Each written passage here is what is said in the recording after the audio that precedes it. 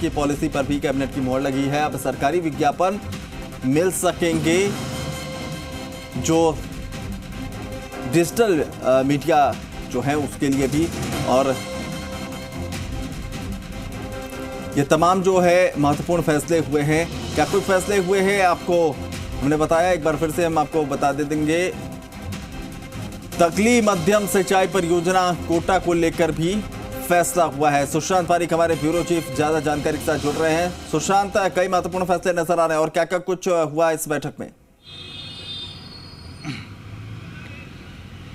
देखिए, कैबिनेट ने इन 6 प्रस्तावों पर मोहर लगाई है और अभी मंत्री परिषद की बैठक चल रही है। मंत्री परिषद की बैठक में कई सारे ऐसे मुद्दे हैं जिन पर चर्चा हो रही, खास तौर पर कैसे ईआरसीपी को एक बड़ा जो आंदोलन कांग्रेस पार्टी बनाए, कैसे प्रदेश में कानून व्यवस्था को और बेहतर बनाया जाए, कैसे उदयपुर की घटना के बाद जो है कांग्रेस नेताओं की भूमिका हो माहौल को बेहतर बनाने में, जाति और धर्म के बीच जो वैमनस्य का जो एक माहौल बना है उसे कैसे ठीक किया जाए, इन सब मुद्दों पर चर्चा हो रही। लेकिन बड़े प्रस्ताव जिनकी बात अभी आप कर रहे थे और ख़ास तौर पर उदयपुर में कन्हैयालाल जो हैं उनके मर्डर के बाद, उनके जो आतंकी हमला हुआ उसके बाद सभी वर्गों से ये आवाज़ उठ रही थी कि सरकार ने सहायता राशि दी। मुख्यमंत्री अशोक गहलोत वहाँ जब घर पर गए भरोसा देकर आए थे सरकारी नौकरी का, और बेटों को जो है आज सरकारी नौकरी के जो प्रस्ताव है उसमें किस तरीके से उनको सरकारी नौकरी दी जाए,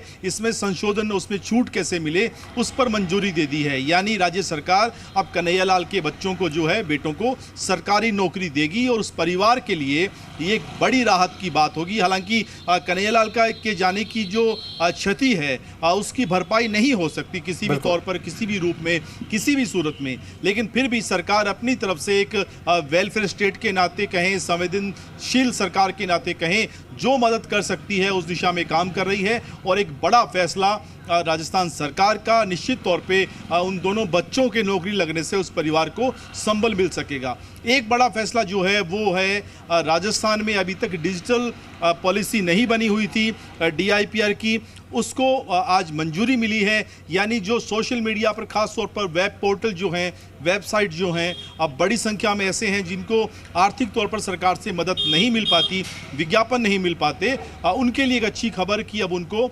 ये सहायता मिल पाएगी। जो पॉलिसी बनाई थी सरकार की ओर से उसको आज की इस बैठक में मंजूरी दे दी गई। ये कुछ बड़े फैसले, हालांकि इसके अलावा भी कुछ और फैसले हैं अभिनव, जिनमें राजस्थान एजुकेशन सोसाइटी का गठन किया गया है, जिसमें सरकार जो है अब कॉलेजों के संचालन के लिए नए जो मापदंड बना रही है, इसी सोसाइटी की उसमें एक बड़ी भूमिका होगी।